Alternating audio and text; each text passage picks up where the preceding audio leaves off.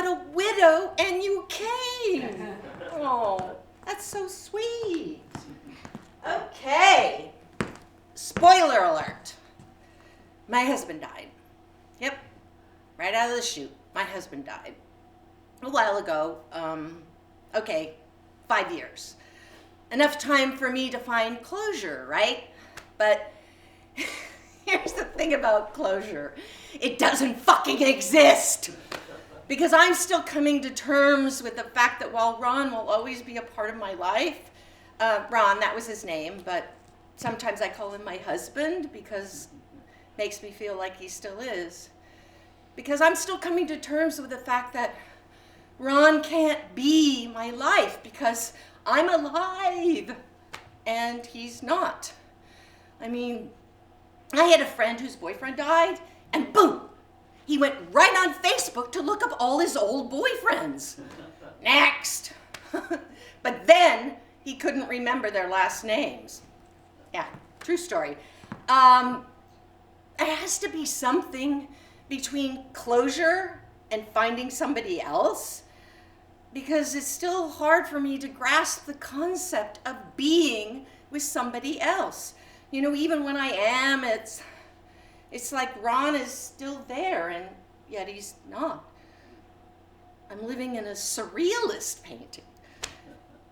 We had flown so high together. I had that much farther to fall, you know. I mean, Icarus had nothing on me. Actually, you know, I've always kind of admired him. I think he gets a bad rap, really. People are so judgmental about Icarus. They can't simply tell you that he flew too high and his wax wings melted and he fell to the earth. They have to tell you how he deserved what happened to him, how his father warned him not to be an actress. Oh, shit. Oops. How his father warned him not to fly so high. He didn't listen and he got what he deserved. You know, for being too ambitious. Let's Google him, shall we? Okay. Yep. Icarus complex. Oh. A form of overcompensation wherein an individual formulates grandiose aspirations for future achievement despite lacking proper talent, experience, and or personal connections. This strikes me as a rather cruelly accurate description of widowhood. Oh, here's something. We tend to forget that Icarus was also warned not to fly too low because seawater would ruin the lift in his wings. Flying too low could be more dangerous than flying too high. Yes, thank you. I've always thought that the most dangerous thing you can do in life is to play it safe. So, one day I was eating a creme brulee and I was savoring it, just the right ratio of caramel crunch to creamy custard, and I wasn't thinking, oh, Ron would love this creme brulee. I wasn't thinking about him. I was alone with my creme brulee. And I thought, okay. And then my plumber was fixing my sink, and I suddenly, unexpectedly, became fixated on his biceps and his tank top. And for that moment, I could think of nothing else. I wasn't thinking about Ron. I was emerging from the ICU of grief. I was a plant bending toward the light. But every step that I took toward life felt like a step away from him, and I couldn't do it, and I had to do it. And I needed help.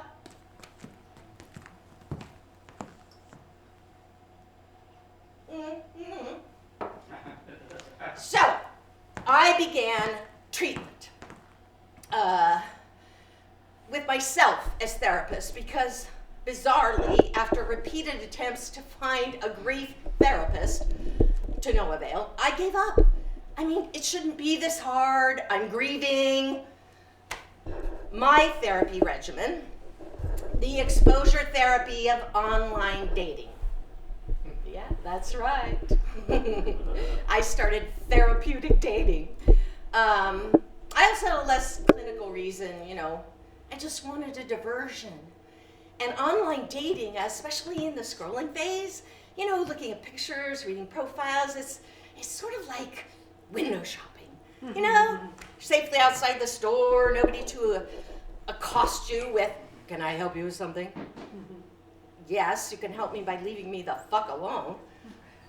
"Oh, come on, I don't say that. I say this." "Oh, no, thank you. I'm just browsing." Yeah.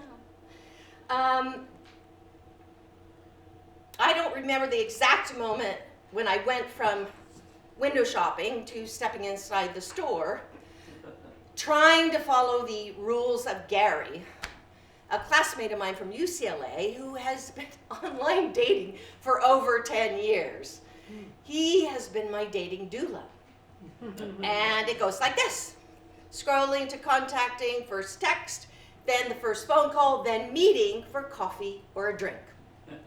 In that order. However, as with so many things in my life, I find it hard to follow the rules, which is how I found myself riding in a pickup truck with an age-appropriate gentleman as he drove me around his property to show me his collection of Civil War memorabilia. Yep, actual cannons with stacks of little cannonballs that were strangely adorable. And all this Civil War memorabilia, and there was a lot of it, was interesting. In an anthropological kind of way, kind of cool. I mean, I did have a moment of, what's happened to my life? But I didn't dwell on it. I met his horses with only the slightest feeling of a prospective bride being brought home to meet the family. One of his horses aggressively pinned me against the wall, and I did wonder if it might be this guy's idea of foreplay, but I didn't say anything. No snarky references to Equus. The truth is, I'm curious and open, mostly. I listened, fascinated by the demonstration of his antique button-making machine, which he uses to recreate authentic buttons for the Civil War uniforms they use in the reenactments of the Battle of Gettysburg. Mesmerized by someone so taken by this arcane device. Ooh, red flag. Yeah, he may not need a relationship. I mean, he has a button-making machine. Well, he did have a wife. She died. We're standing in her kitchen. This was her dream kitchen.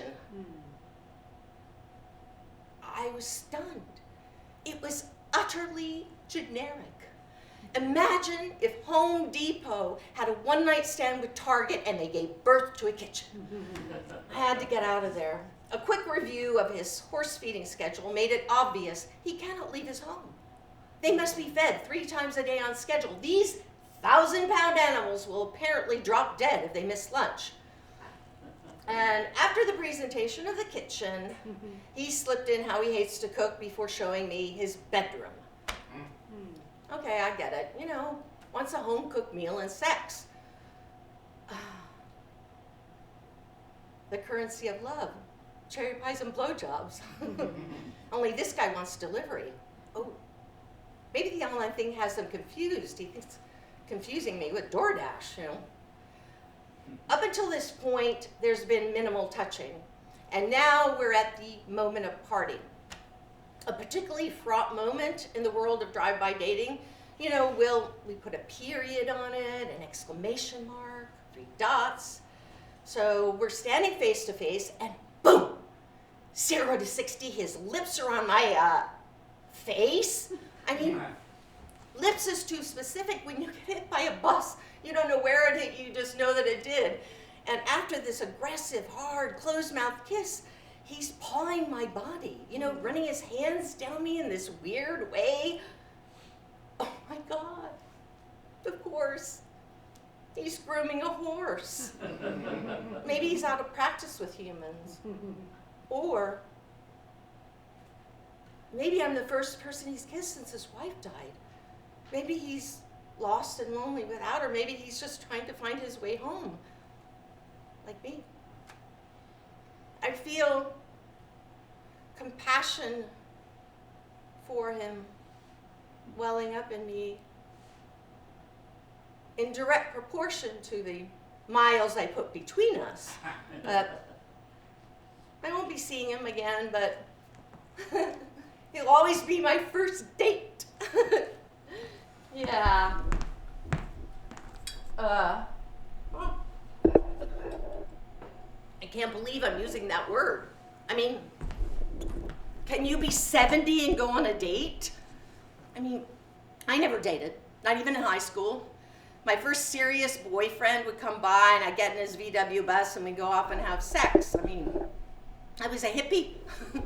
While other girls were putting on corsages and going to prom, I was putting out cigarettes on my jeans and fornicating in the back of vans. But now I'm all grown up and going on my second date. This time in the city, as opposed to the country, which is what New Yorkers call anything over the George Washington Bridge. I live in both places. I know from his profile that he's a retired emergency room physician. I'm not sure what to do with that information, but I'm glad to have it. I mean, I guess if I choke during dinner, he'll know how to do the Heimlich. I arrive at the restaurant, and I spot an older man sitting alone at a table. Now, he is wearing a little hipster hat, you know, like the kind Adam Driver would wear in an independent film, and earrings, plural, one in each ear. My hipster in search of hipness has come to town from Jersey City, which he informs me is the most diverse community in the tri-state area. Okay. I mean, I know how people live outside Manhattan have to make themselves feel better about it, but this most diverse community in the tri-state area claim seems a bit grandiose, you know? Like something someone with 2 earrings would say. I don't mean to harp, but this 70-year-old man with his little hipster hat and his multiple earrings told me instantly he was not for me. And, you know, maybe he thought the same thing about me, but the etiquette of dating doesn't allow us to pull the plug. We have to keep this date on life support. So after dinner, I suggest a walk by the river, and along the way, apropos of nothing, he asked me, "So, do you have any friends in the city or all your friends up in the sticks?"